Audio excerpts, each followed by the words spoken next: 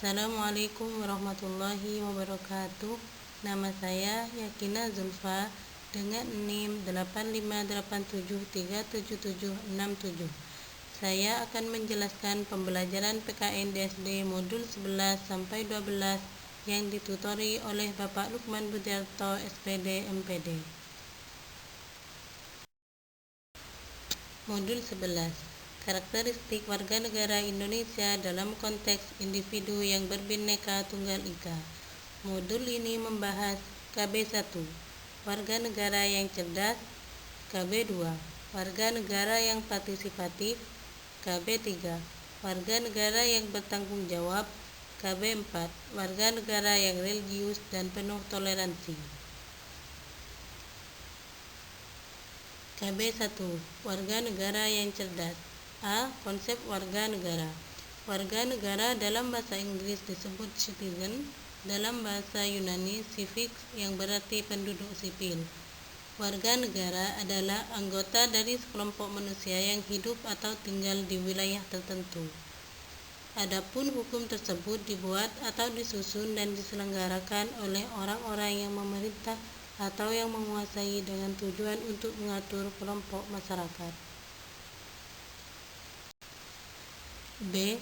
Ada 6 kompetensi warga negara, yaitu kemampuan memperoleh dan menggunakan informasi, menjaga dan membina ketertiban, membuat keputusan, kemampuan berkomunikasi, kerjasama, melakukan berbagai kepentingan dengan benar.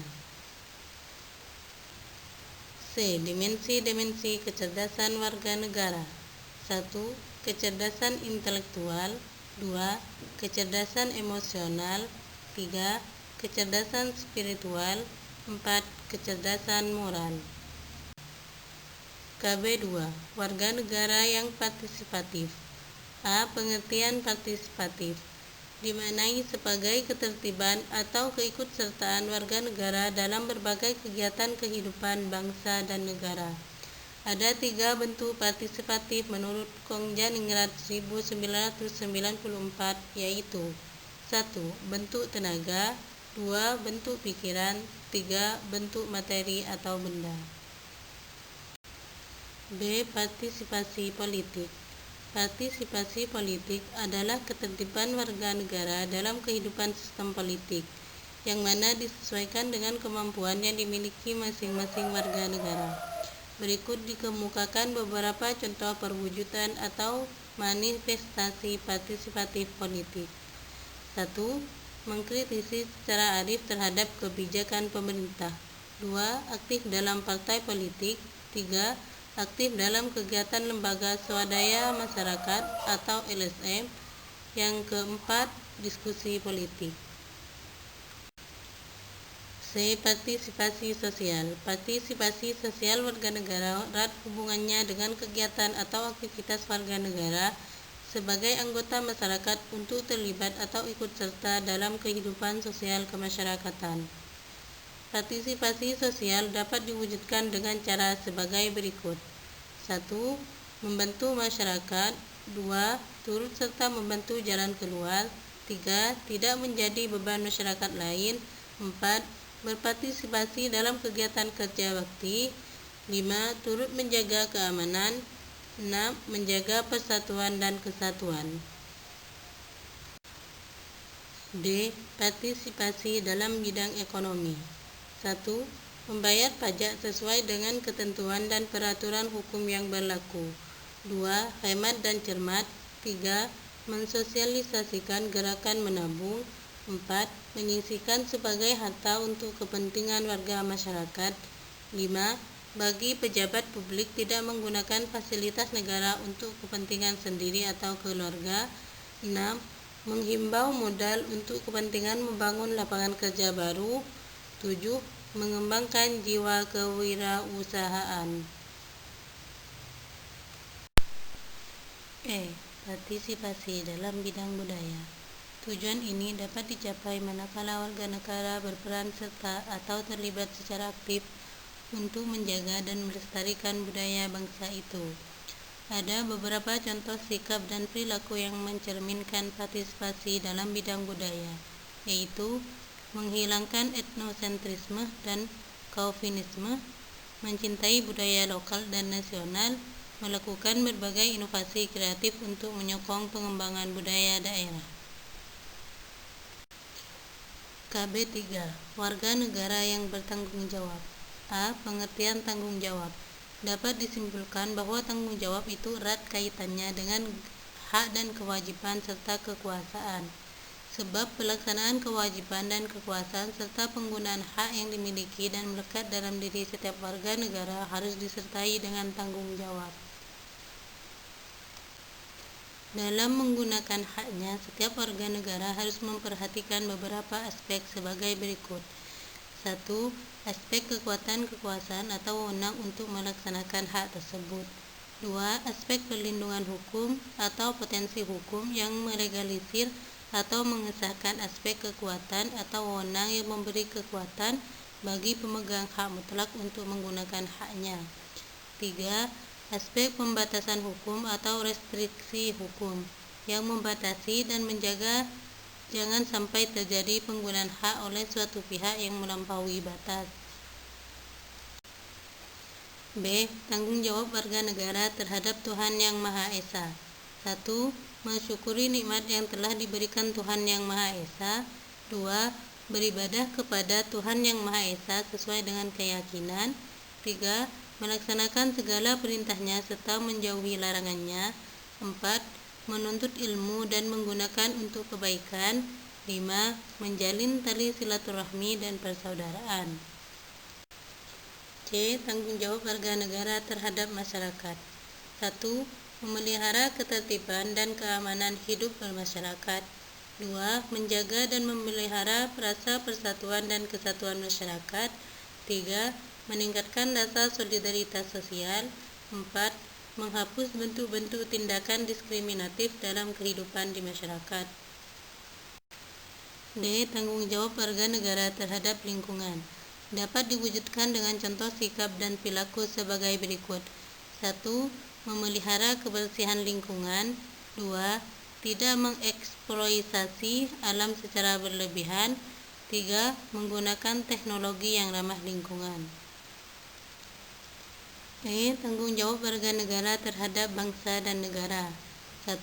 Memahami dan mengamalkan ideologi nasional kita, yakni Pancasila dalam kehidupan sehari-hari, dalam berbagai bidang kehidupan serta politik, ekonomi, sosial, budaya, dan keamanan. 2. Menjaga dan memelihara nama baik bangsa dan negara di mata dunia. 3. Membina solidaritas sosial. 4. Menjaga persatuan dan kesatuan bangsa. 5. Meningkatkan wawasan kebangsaan. KB 4. Warga negara yang religius dan penuh toleransi.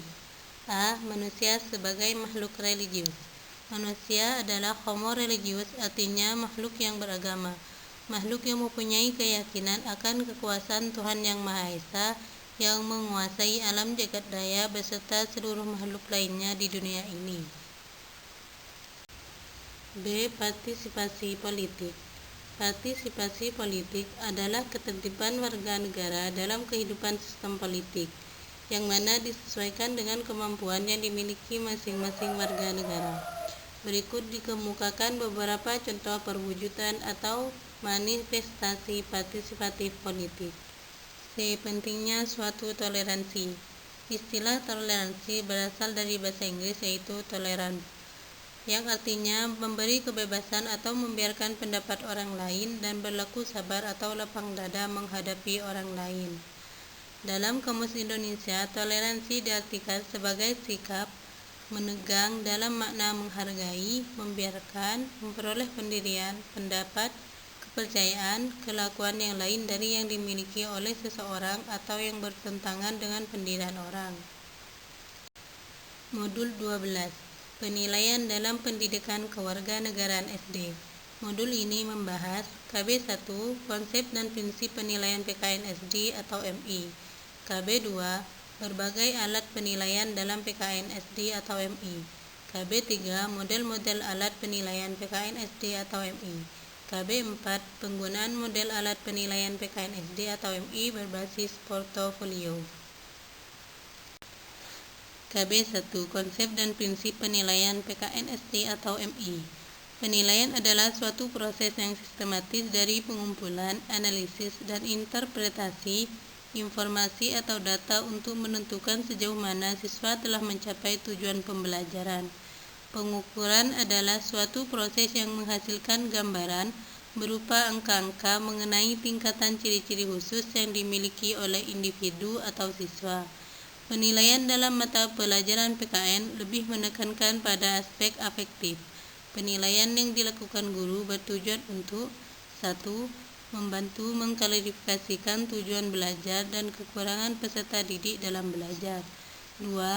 Menginformasikan kelebihan bagaimana meningkatkan proses dan hasil belajar. 3. Menginformasikan peserta didik bagaimana meningkatkan proses dan hasil belajarnya. 4. Bahan informasi esensial kepada orang tua dan masyarakat mengenai efektivitas program sekolah. KB 4. Warga negara yang religius dan penuh toleransi. A. Manusia sebagai makhluk religius. Manusia adalah homo religius, artinya makhluk yang beragama. Makhluk yang mempunyai keyakinan akan kekuasaan Tuhan Yang Maha Esa yang menguasai alam jagat raya beserta seluruh makhluk lainnya di dunia ini.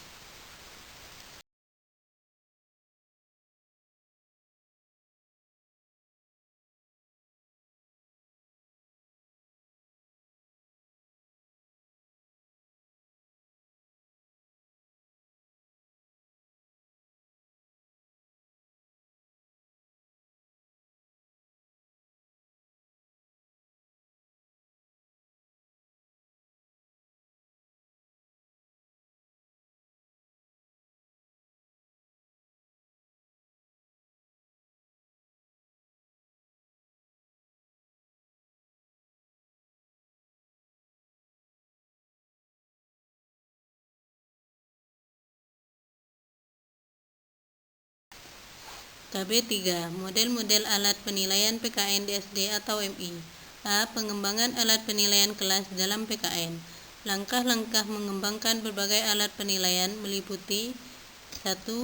Menyusun spesifikasi tes. 2. Menulis soal tes. 3. Menelaah soal tes. 4. Melakukan uji coba tes. 5. Menganalisis butir soal. 6. Memperbaiki soal tes. 7. Merakit soal. 8. Melaksanakan tes. 9. Menganalisis hasil tes. B. Model-model alat penilaian PKN SD atau MI. 1. Tes. 2. Non-tes. 3. Model penilaian catatan anekdot. 4. Model penilaian daftar cocok. 5. Model penilaian skala bertingkat. 6.